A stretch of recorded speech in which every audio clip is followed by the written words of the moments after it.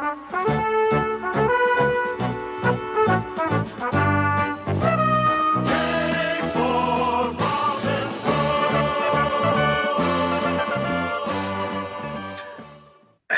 and welcome to Onesies, a podcast of one season wonders and blunders. My name's Andrew. Hi, I'm Emily. Hi, Emily. Hi. We are discussing episodes 11 and 12 of 1975's ABC sitcom When Things Were Rotten, The Spy, parts 1 and 2. This means it's our penultimate episode of this season, which is great. Which is really, really good. I'm really glad about that. So, what are your initial thoughts about this episode? What are my initial thoughts about this episode? My initial thoughts are, was this for Sweeps Week? Because there are a lot more locations, there are a lot more extras, there's a lot more going on. Aren't anachronisms and anachronistic references funny? Because that's all we're going to do until the second to last scene. And that's because that's a sword fight. What else? I liked that Richard I noticed, I acknowledged, I recognized that Richard Dimitri upped the accent. They also upped the character being a resident alien in the storyline. So there was a aspect to it that his friends are ethnically profiling him, which also makes no sense in continuity because it's never happened before. Well, nobody's ever mentioned it, really. Nobody's ever mentioned it, but Ronaldo and Bertram are they're twins, and we established that Ronaldo was stolen away as a youth, but otherwise he would have lived in a life of luxury as Bertram does. So I think the resident alien refers to him going from the castle to the forest, which is something. And also not what they meant because they were being racist. So what else did I notice? I noticed that Maid Marian and Robin have no scenes together. And there's a new subplot about the boys wanting to fuck. So that was interesting. It appeared also they were promising for season 2 that the guest star ladies would want to fuck Robin. Oh, yes. I completely forgot about Lainey Kazan. Yeah. Did you forget about her? Yeah, I mean, until you just mentioned that. I watched it a few days ago, and... it's blocked. I get you. So... what else did I notice? Ron Rifkin can go fuck himself. Just in general, I'm done with Ron Rifkin. How the Mighty Have Fallen. Again, I was struck again by just the inconsistency with the character. Like, it's all over the place. It's even worse than the last time we saw him, and he's been gone a few episodes. Yeah. What else?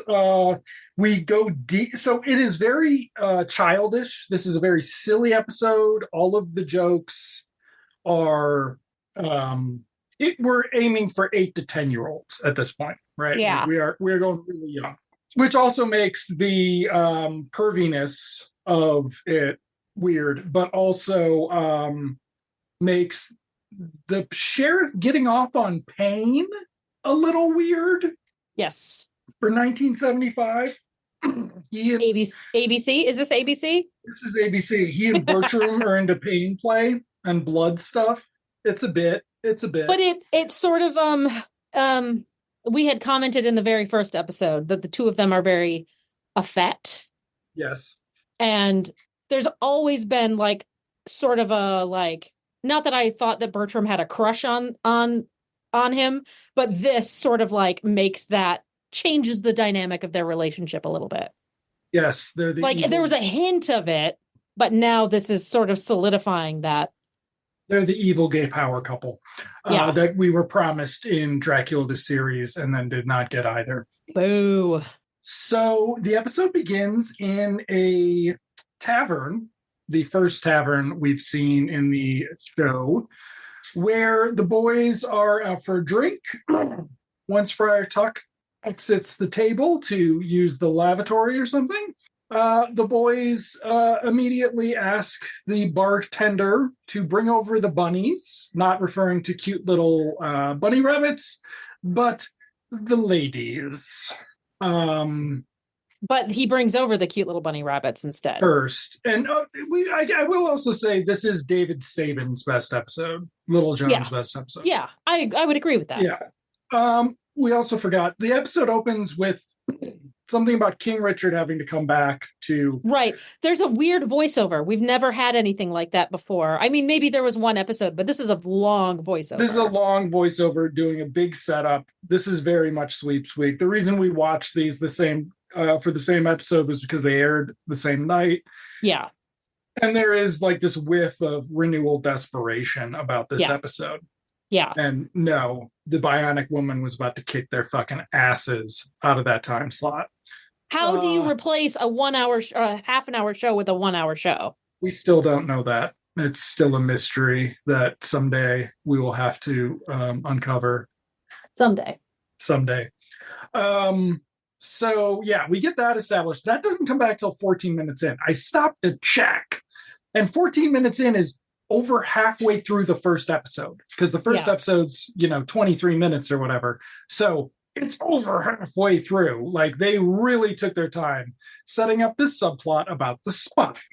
So Bertram and the sheriff show up outside the tavern after Robin has just inside the tavern said something like, the sheriff will never know we're here. Yeah. But no, the sheriff does know they're there because he's got a spy. It's a lost opportunity, I feel like, for a really good comedy moment. Like, I feel like there could have been the sheriff will never know we're here.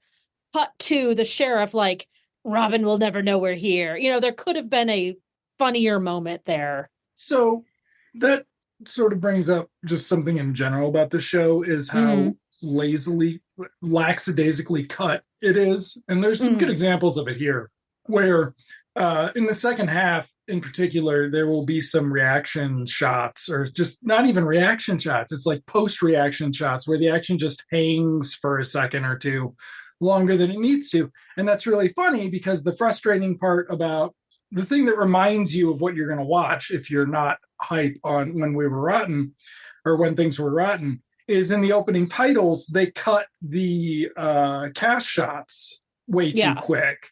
Like, the second somebody gets to the shot that you would pause in Night Court, they cut away. So it's very disconcerting. And it also, I feel like they did it either because they had too many people, or they were like, fuck David Saban, we don't want anybody to know who he is.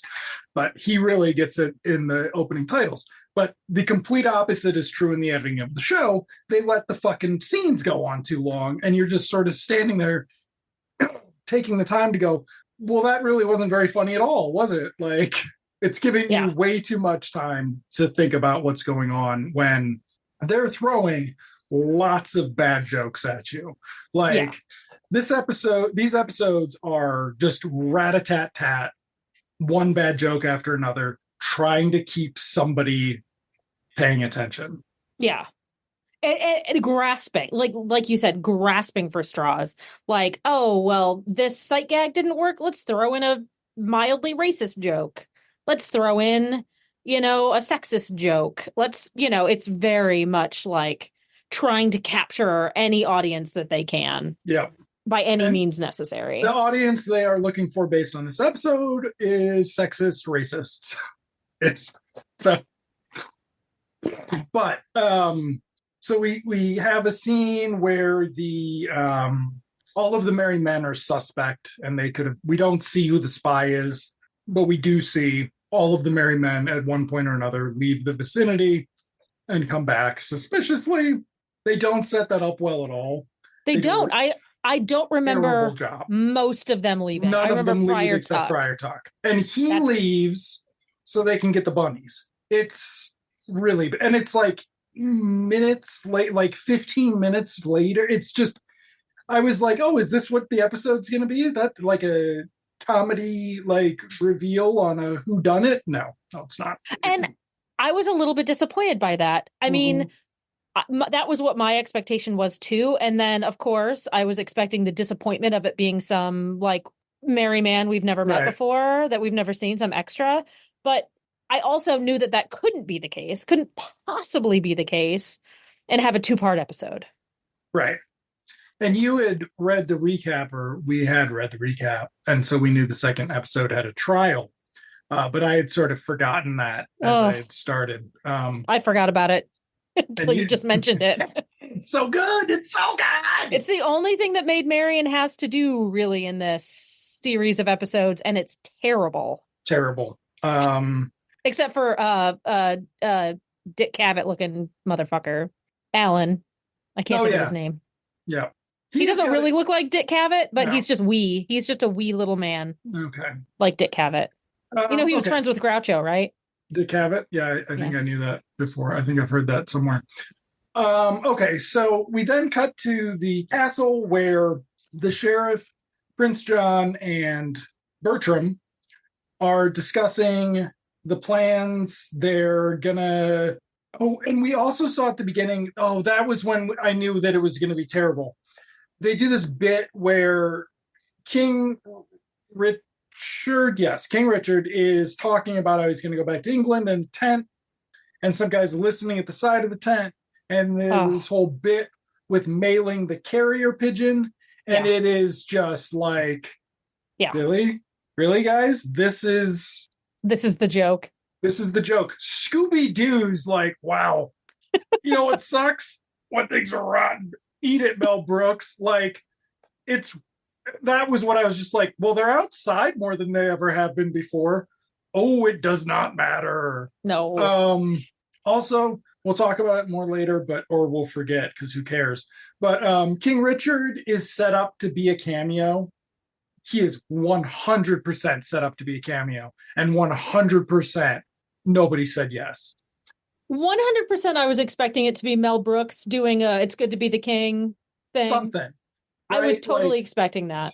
Something. And I'm pretty sure they also rip off another Blazing Saddles joke in here. We'll talk about it. But yeah, and I mean, when you hear the voice, it was pretty funny because it kind of sounded like Sean Connery. So that was kind of funny. So for context, folks, you only ever see the back of King Richard, like straight on from behind. That's all you ever see. Except at the end, when he comes ashore and everything's okay, we'll talk about it. There's just some dude who's in medium long shot, and like his face is in one of those, he's like in a mesh head thing. Yeah, the chainmail thing. Face. It just doesn't he's just a fucking extra. It does not matter. He's a fake Shem. After setting it up the whole episode with back of the guy shots, that it's going to be somebody. And also in those back of the guy shots, he's got the helmet on too, right? Yeah. Or does he have the chainmail? He's got the crown. Okay. For some of it, yeah. It's so weird. So weird. So bad. They couldn't get I don't know. Can't even think of like a failing celebrity of the Martin time. Wouldn't have been failing probably in 1975. Somebody at the end of their career to be on any of the Mel Brooks players, right? Like, Harvey Korman, or God, Korman would have been great, but it's not a funny enough role. No. And it's not even like a reveal. It's not even like it's Ron Rifkin or something. Right. It's not even a riff on the Bertram Ronaldo thing. It could be anything. It could be the same guy who plays Robin. It could be anything, and it would be better than it just being a fucking extra. Yeah. But we're not there yet. It could have been Richard Dimitri. Wouldn't that have been funny? I mean, there's a third one. There's a third one, and he's the king. Yeah, it would have been great. It would also have explained how Bertram has a job. Yeah. Because he's really stupid this episode. He gets stupider as it goes on because they don't have anything for the scene. And so they're like, we're going to have him do something silly. Yeah. It's a bit much. So we then get one more scene with the spy, where the spy is not revealed. And I believe that's when Bertram finds out who the spy is, but we don't yet. We will subsequently find out who the spy is. Now, I believe in between this, the Merry Men have decided there is a spy, and we get there's got to be word for what this bit is, where they all just like bicker and say and Yeah, accuse there's each a lot of other. finger pointing. Yeah, Everybody's accusing one another. There's got to be a word for it, but I don't know.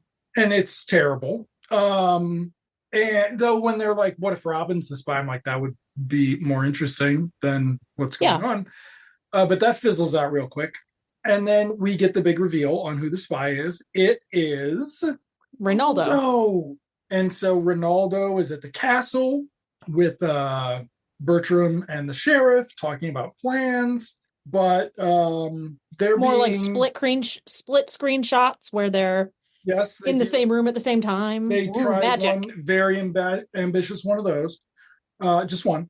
But then the sheriff does not want to reveal anything in front of Ronaldo because he doesn't Right. trust him. And so, meaning the Which is King John stuff. unwittingly like foreshadowing the fact that he's a double agent. Yes. Spoiler. Spoiler that gets revealed in the immediate next scene when Ronaldo's in the steam bath. Robin shows up and is like, "Ha, you're a spy, aren't you?" And Ronaldo's like, "Oh, I am. You caught me." And it's just like, it's the beginning of a gay porn. My panty is back on. But no, Robin has enlisted Ronaldo to do a long con because Robin knew that the king would have to come back. He knew that Prince John and the sheriff would try and kill him. So for months and months and months, Ronaldo's been working as a double agent. And here's where it finally pays off. Even though the sheriff isn't going to reveal any information in front of Ronaldo, he can just go take his brother's place. So, Zing. really quickly, before we get back to the plot of this terrible show, Mm-hmm. I'm so glad Toast of London is not a one-season show, but I wish that we could watch Toast of London for this podcast. Should that just be the season? Should we just rewatch Toast? We should just do a Toast rewatch. Yep. Except for Toast of Hollywood, where that Toast of Tinseltown, whatever, that doesn't count. That's a separate series. That is one season. That's one season. Why are you making that? Why are you so happy? You look so happy. You can't even contain yourself. Why are you showing me your Fred Armisen tattoo on your breast? That's really weird. Ew, why is his mouth there? Emily, that's so gross. And he's sounding at the same time? At least you didn't say Bill Hader, because you would have got a smack somehow. I would have mailed you a smack through the post. A hand would have reached out of your USPS delivery guy's a bag and just smacked you across the face. Because that scene that you were referencing, the porn scene, have you seen the special features? I mean, I think I've seen it at some point where they show them. The difference between an actor and a comedian is very evident in that, because Harry is giving it his all and Matt Berry is laughing the whole time. He cannot stop laughing. But Harry, completely stone-faced. Yeah, stone-faced as you can be as whatever that dumb character's name is. That's great, and I love. But anyway, back to the plot of this dumb show. Okay, so why don't we talk about things we like? I don't know. We thought, I don't know. It doesn't. We really haven't in so long. Doctor Who starts next month. Aren't we just gonna watch Doctor Who? Okay, so Ronaldo shows up at the castle, knocks Bertram out after convincing him that they're going to be buddies because they're both working for the sheriff. Ronaldo, in disguise as Bertram, goes and gets the information from the sheriff's exposition session with the prince.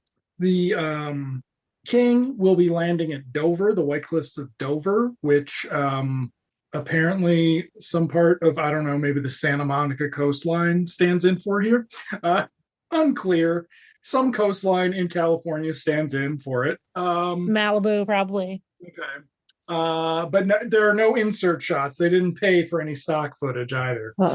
So we then get Marion, or do we have the scene? There's like some scene where Ronaldo gives Robin the information, and Robin's going to ride off to intercept the king in France. Something like that. I must have zoned out or something, because I don't remember that. And then suddenly Robin's missing, and I didn't Yeah. remember how he got to be missing. He hits his head on a tree and falls off. And it seems like it's being an amnesia subplot, but it isn't. It's much You know stupider what? and I'd watch that episode of him shacking up with Lainey Kazan. I'd totally watch that. You think it'd still be super racist? And sexist, yes. Okay. So She's a better guest star than not Sid Caesar, but everyone except Sid Caesar, yeah. probably. Yeah. So She's better than Ron Rifkin. So's her brother, actually. Yeah. When you think about it, that's Yeah. pretty good, all things considered. But before Ronaldo's like, please let me tell the guys, I don't want to lie to my friends. And Robin's like, no, you got to keep lying to them. And he's like, okay, I'll keep lying to him. We then cut to Maid Marian arriving in camp going, I just saw Ronaldo with Bertram and the sheriff. He's your fucking spy, guys. And they're like, cool, we're going to fucking kill him. So then we get this. I thought that this was a bad plot point. I mean, it moves the plot along. I get it.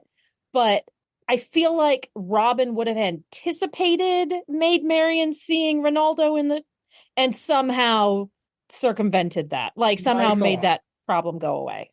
My read on the continuity. This episode takes place after months of the sheriff knowing the men's plans, which was Ronaldo building his cred.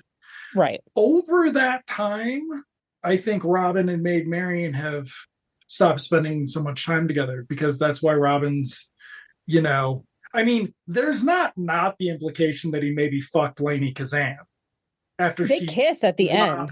Yes, they kiss. He kisses her goodbye, and on she's the like, mouth. On the mouth, and her whole bit is, "I'm gonna fuck you, silly. You're the best looking man I've had, in my camp in ages." We'll get there. So Ronaldo gets back. There's this long, protracted sequence where they corner him, and they're going to string him up, and he's like, please don't kill me. And then he's like, you should at least give me a trial. And they're like, okay, we'll at least give you a trial. Now, through all of Ronaldo's scenes this episode, he has upped the accent. Every R, he rolls it about 7 times. Yeah. Like, he actually tones it down. He actually peaks and then has to tone it down, presumably because they were like, it's taking too long to get through the scenes when you roll so many R's. Yeah. Or maybe they just they did multiple versions of it. Versions, and then just cut down to the smaller ones when they needed to for time. We're giving them a lot of credit. So then we get some shot of Robin hitting his head and falling off of his horse. And we're gonna get, at some point, there's the transition between the episodes. So in the second part of the episode, we have the trial. Yes. Where Ronaldo is being defended by Alan, and the prosecutor is David Sabin, Little John, and Friar Tuck is the court reporter, and Maid Marian is the judge. We have a bunch of extras. We have some that even get lines. But it is a packed court, even though everybody's convinced that Ronaldo is guilty. There's discussion of his resident alien status and his being an immigrant and things that is really weird. But also, all of the jokes that they make in the episode are very modern jokes. The references are all to modern things, and the joke is that it's an anachronism. Mm-hmm. It's so fucking lazy. It's so lazy. I'm just like, you guys just didn't. You should have just quit. You should have just quit. Didn't matter. But then we got the trial at the castle. Bertram and the sheriff are making preparations for going into battle. We have all their plans for getting the king. One of these points, we have the sheriff and Bertram packing their weapons. It's a lengthy, terrible sequence, and it includes the sheriff sliding a dagger into his wrist and into his cutting himself deeply Yeah. and it hurting. And they both get very aroused together at that As moment. aroused as you can get in 1975 on As ABC. aroused as you can get over gay blood play in 1975 ABC. So that no kink shaming. So that but at the same time, we also have the third plot, which is Robin being I mean, he does have slight amnesia. He doesn't not know who he is, but he's like a little Why bit am out I of it. here? Why Where am am I I going? here? Yeah. And Lainey Kazan is like, we are a passing what word do you want to use, Emily? It doesn't matter what word I want to use. Well, we know what word the episode uses. What word did they use for themselves, Andrew? I don't know that they would claim these folks as themselves, would be one argument. But So I have a weird believe- question. Yes. So in like Ireland, there is a certain name Yes. that is different than in the continental Europe. Mm-hmm. Is that also racist? I don't know. I don't know. No. I mean, maybe because I don't know. I think they're called, I think travelers would be the politically correct brand. That is what they call them in Ireland. The Romani. They Romani, land in yeah. he's at a Romani camp where Lainey Kazan puts her boobs in his face and says, "Suck on my titties until you feel better, you strong white man." You strong, handsome man. And he is like, "Wow, this is kind of cool." And then he gets tired and he passes out, so they rob him. And I thought that meant that he wasn't going to be hanging out with them anymore. I thought that he was going to wake up and they were going to be gone. Yeah. But Lainey Kazan can't keep her hands off that man. Keep her hands off the man. And he'll be with them the rest of the episode. And it will be a bit that they stole from him, and there will be a whole sight gag that there are a couple sight gags, aren't there, where she tries to steal from him? Well, there's those. There's one at the end. One at the end. There's quite a few. But the trial keeps going. We get testimony from Friar Tuck. We get we don't really get any cross-examination. We don't even get a closing statement from Alan. It was a bit of a waste of Bernie Copel for that. Yeah. But the real diss, of course, is Maid Marian, who showed the agency of revealing the spy, and then as the judge has absolutely no agency. It's not unexpected, but it is somewhat unfortunate. Yeah. So we get bits about the horses on the way to Dover, the sheriff's horses. I think that's a repeat bit from Blazing Saddles, possibly. Possibly not. I haven't seen Blazing Saddles in decades. Yeah, it seems like it would be. But basically, Robin remembers that he needs to go save King Richard, who it turns out knows this Romani caravan. So they're going to help him. At the same time, Ronaldo's death sentence is interrupted by, I'm sorry. We get some really shitty, really bad jokes in the end of the court stuff. Like 11th season Night Court's looking at that going, ooh, yikes, y'all. Yikes. Don't bring Night Court into this. So first, we get Bernie Copel, after the guilty verdict comes in, saying, I want to make an appeal or plea or something. He says appeal. I think appeal, he just starts whining. Yeah. And, he's doing the hands together begging. Yeah. It's terrible. And it's like, how is this possibly going to get worse? It's going to get worse with Richard Dimitri going, well, as a resident alien and immigrant, I want to make a statement.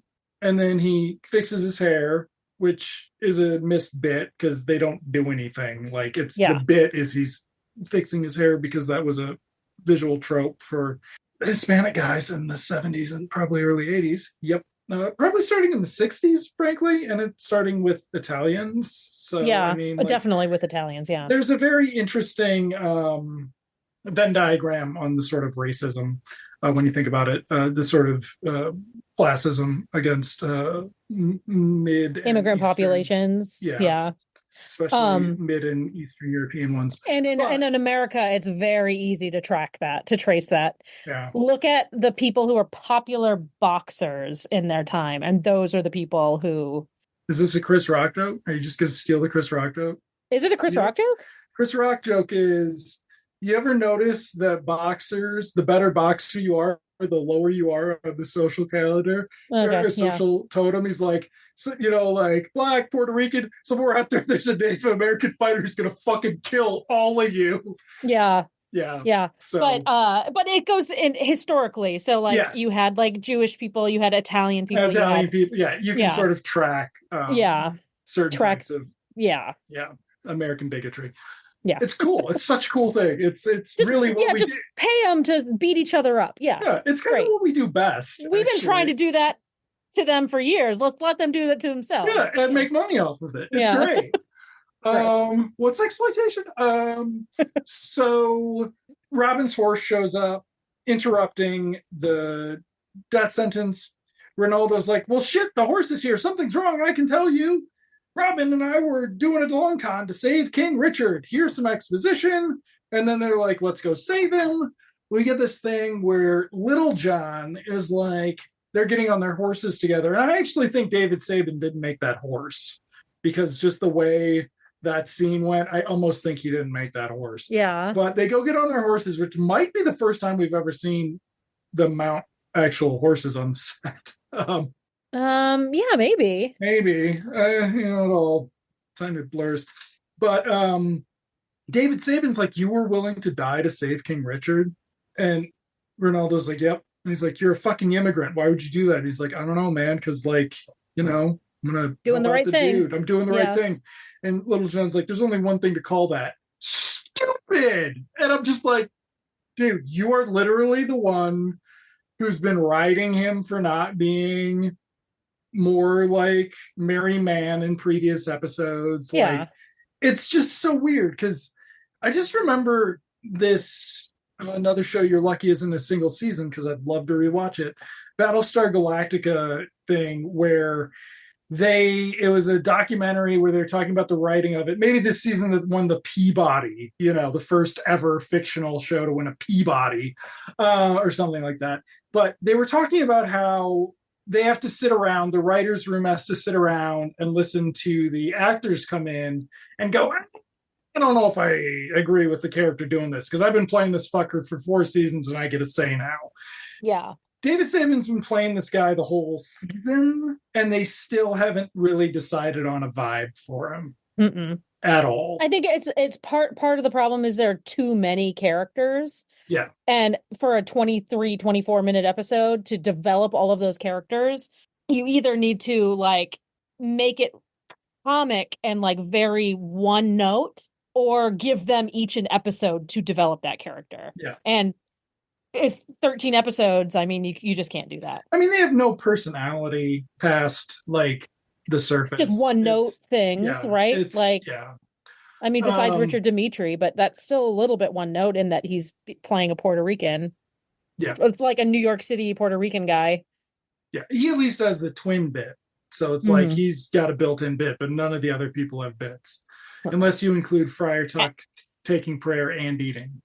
Alan Adele doing the whole like, "Hey guys," like the talking head thing. Like he does that, but he's actually a good character. And that's his only bit, though. And that's his only bit, but it works. Yeah, and we'll talk about that in a bit. Bump bump. But then we also forgot the court with David Saban as the prosecutor. That's where I'm like, oh, is he actually like? He's actually an okay actor. I'd watch him as a guest star on a Perry Mason or something. He's fine. It's the first time he's ever had that many lines at once, so we've always assumed he couldn't do them, but he has a lot of lines at once. So we go to the coast where King Richard's on the beach. We see him from behind. We just previous to this had seen a scene with him arriving, like approaching the coastline. And there's no transition between the two things, which makes it suspect. Presumably not if you're 7. But then the sheriff and Bertram and Prince John are on the cliffs. They're like, we've been waiting so long for this. Let's talk about it for 93 seconds. We got to kill some time to justify two-parter. And then they're like, all right, let's go kill him.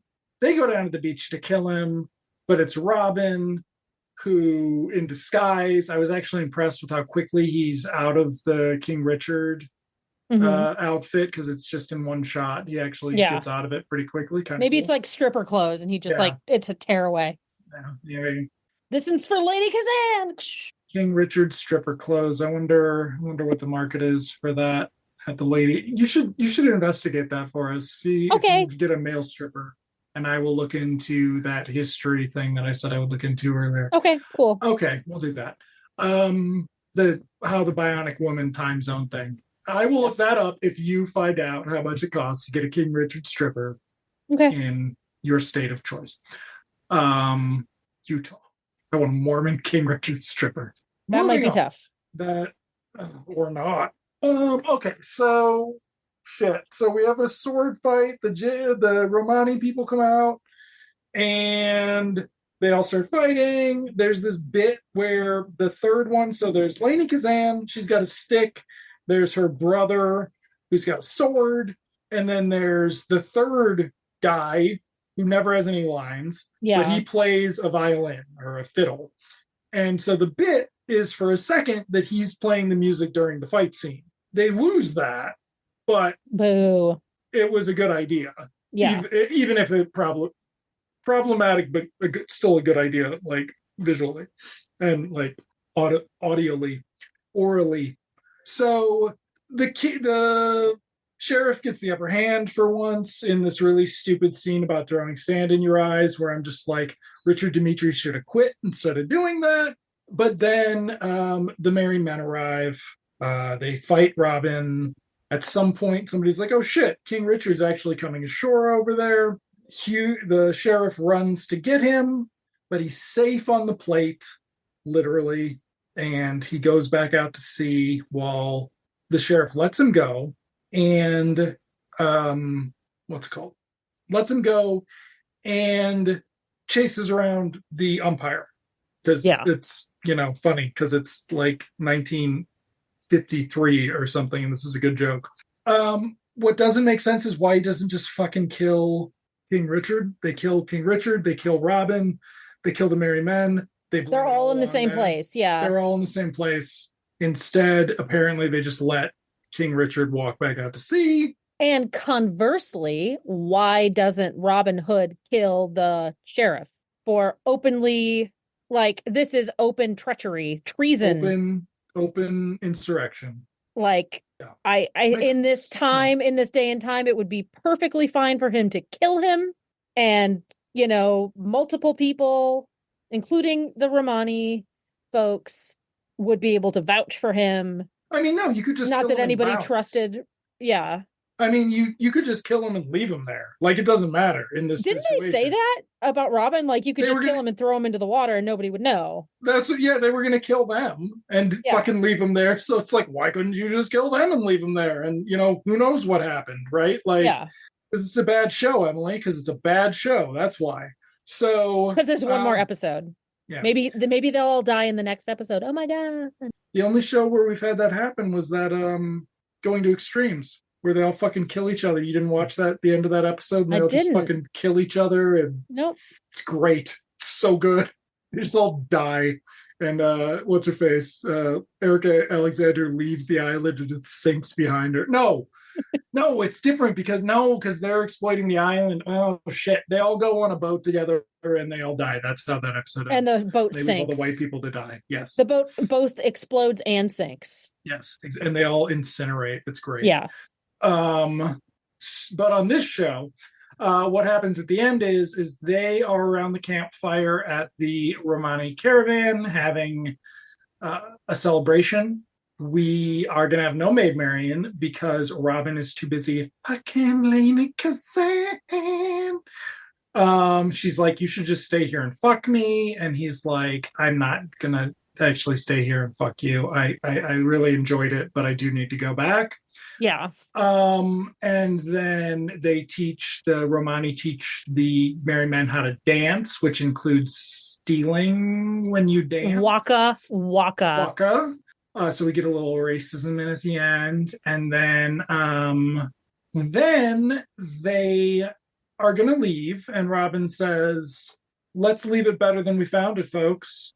And they keep England beautiful.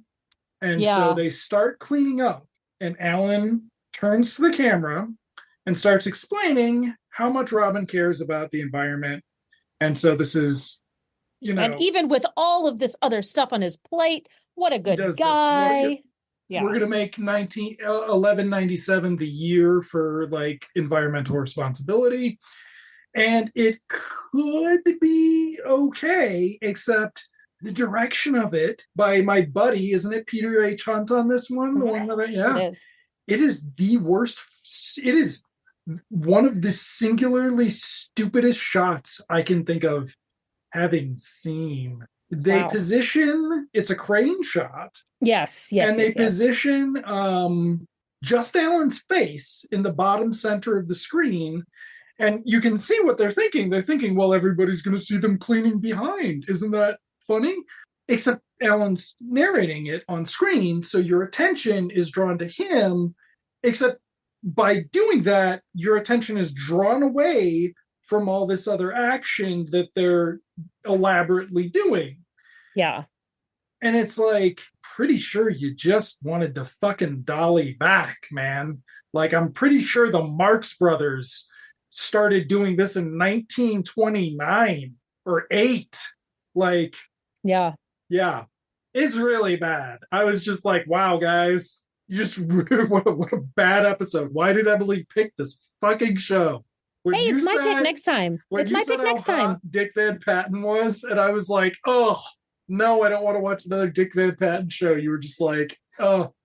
I think you picked it because you love 8 is Enough for some reason. I picked it because I thought it was going to at least be Mel Brooks levels of funny. Yeah. No, it's good try. Nice try. Gotta stay away from that ABC. Well, always be cruddy. I hope to have a better pick for our next one. Probably not. So next week we're going to be discussing episode 13, the final episode. This Lance for Hire. New director Joshua Shelley, who I don't know. The sheriff hires the famous mercenary, the Black Knight, to challenge Robin Hood to a fight to the death. Robin accepts despite being injured by a recent wound, but the sheriff has his own plan for the fight, no matter who wins. So that's going to be it. So I'm expecting them to all die? No? Yes? Are there any guest stars? The Black Knight is Ron Glass. Hey, he's somebody. Is he? Who? Yeah. From he was in Firefly. He was in Barney Miller. This is our second Barney Miller crossover. Yeah. So hopefully he's better than Steve Landsberg, who can go fuck himself. But I think he will be. As I remember, Ron Glass's part on that show was just kind of to turn to the camera and be like, aren't white people fucking stupid? So he's like the Benson of every show. For a while, that's what pretty much every black character was. Yeah. Thank you, Robert Guillaume. Came back. And then the Nazis came back. Yeah. And it's not like that anymore. And hopefully I'll have an announcement about the next season. So I'm looking forward to wrapping this up. And you know what? I've enjoyed it more than you have. So I say well done, you. Well, thank you. Yeah. I'll pick something awful. I'll pick some feminist sitcom. Cool. They don't exist. You don't think there's like a British one? Oh, a French one. There's got to be some French. You don't think there's a single in the history of France, in the history of the only population of Western European women who, when they were like, all right, war's over, you got to go back to the house, they were like, fuck you, we're staying in the offices. You don't think they've ever made? I mean, you're the one who likes fuck nugget, Godard. Like, I mean, I know he wouldn't like a feminist sitcom. Maybe somebody made one in reaction to him. You're not very happy with me right now, are you? You want to have a Godard fight, don't you? Don't you? I don't want to have a Godard fight. Why would I want to have a Godard fight? He's an anti-Semite and a horrible person. And he's dead now, right? Yay. Is he dead? Yeah, he's dead. Okay, cool. I still need to watch Alphaville. You need to watch all. No. Sorry, it's a terrible movie because he's an anti-Semite. I mean, that's not what this podcast. No, that's not what this podcast is about. We should, you know what? I there is a podcast that's like so and so's never seen, and we could do something like that where we trade off and we force each other to watch things. Yeah, we should do that. I like that. Let's finish off onesies first. Okay. Let's finish off all the one season television shows first. Then I'll watch Beverly Hills Cop. Cool. By that time, I will have saved up enough to get Andy Kindler to come watch it with me. And I will just be like, here, Andy, let's watch Beverly Hills Cop. And Emily doesn't want to. Just as well, I won't comment. Thank you all for joining us for this episode of Onesies. Join us next week when we discuss episode 13, something. Ron Glass. No, This Lancet for Hire, something like that. This Lance for Hire. Oh no. He's playing the Black Knight. Oh no. Are they gonna do it? I just put that together. We didn't even talk about the Black Russian in this episode. Alluded to it. Did you? And you didn't pick up on it, so I just moved on. Okay, so there's a joke from Naked Gun where they're like, he's like, bring me a Black Russian, and they're like, you can't handle it, so they bring him a White Russian or something. And they do it here, and they somehow make it even more racist because he's like enslaved to the inn. Yeah, it's pretty bad. Not their best move, but anyway, next week, Ron Glass, the Black Knight. Let's hope that they correct that mistake and give this good actor, although I don't know how he was as a human being, some credibility and make this the last episode of a terrific show. Andrew, I'll see you in Television Land. See you in Television Land, Emily. Once upon a time when things were rotten, not just food but also kings were rotten. Everybody kicked the peasants. Things were bad and that ain't good. Then came Robin Hood. Ba-ba. Soon a band of merry men he gotten. They wore outfits made of plain green cotton. Helping victims was their business. Boy, oh boy, was business good. Good for Robin Hood. They laughed, they loved, they fought, they drank. They jumped a lot of fences. They robbed the rich, get to the poor. Except what they kept for expenses. So when other legends are forgotten, we'll remember back when things were rotten. Yay for Robin Hood. They laughed, they loved, they fought, they drank. They jumped a lot of fences. They robbed the rich, get to the poor. Except what they kept for expenses. So when other legends are forgotten, we'll remember back when things were rotten.